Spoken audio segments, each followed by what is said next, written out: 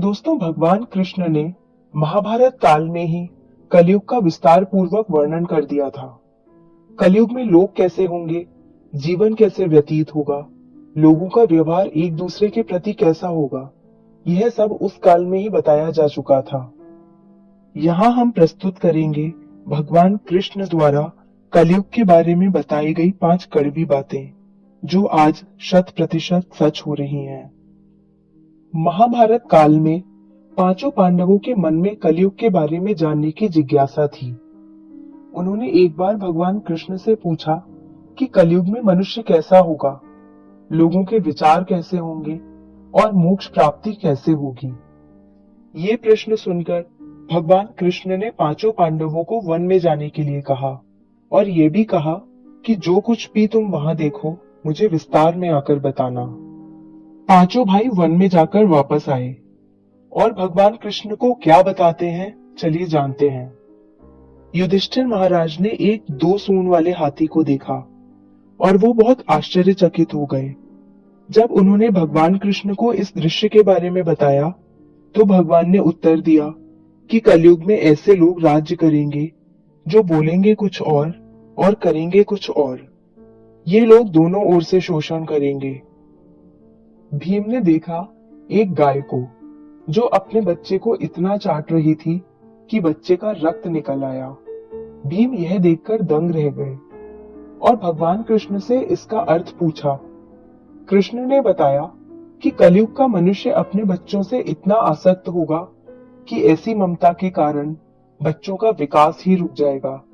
यदि किसी का पुत्र साधु बना तो सब उसके दर्शन करेंगे, परंतु यदि स्वयं का पुत्र साधु बना तो दुखी हो जाएंगे, रोएंगे कि मेरा पुत्र किस राह पर जा रहा है, इसका क्या होगा। कलयुग में लोग बच्चों को मोह माया और परिवार में ही बांध कर रखेंगे और उसका जीवन वहीं नष्ट हो जाएगा।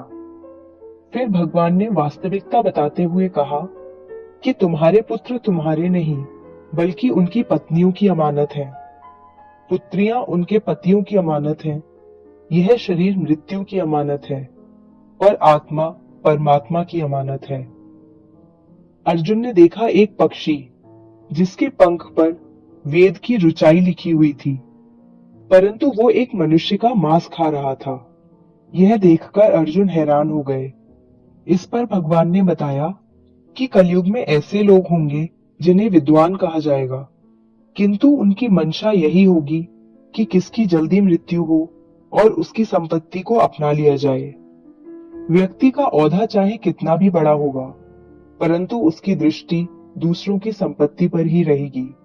ऐसे लोग बहुत होंगे जो दूसरे के धन को छीनने को आतुर होंगे।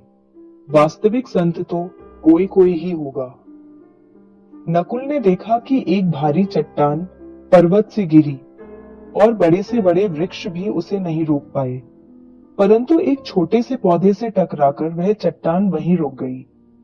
इसका अर्थ बताते हुए कृष्ण ने कहा कि कलयुग में मनुष्य की बुद्धि क्षीण होगी, उसका जीवन पतन होगा और इस पतन को धन या सत्ता के वृक्ष रोकने में सक्षम नहीं होंगे, किंतु हरिनाम रूपी एक छोटे से पौधे से मनुष्य का जीवन पतित होने से रुक जाएगा।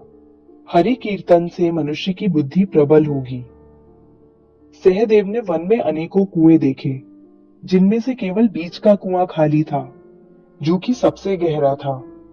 कृष्ण ने इसका अर्थ बताया कि कलयुग में धनी व्यक्ति अपने शौक के लिए पुत्री विवाह में, उत्सवों में, बहुतायत में धन खर्च करेंगे, परंतु यदि किसी भूखे को देखेंगे तो उसकी सहायता करने में किसी को कोई रुचि नहीं होगी। इंद्रियों की संतुष्टि, मदिरापान, मांस भक्षण और व्यसन में धन खर्च किया जाएगा।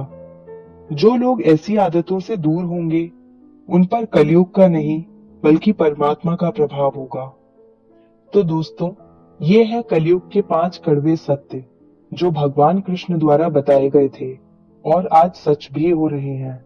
हम अपने आगे के वीडियोस में भी चर्चा करते रहेंगे भगवत गीता, रामायण तथा महाभारत के अन्य तथ्यों की।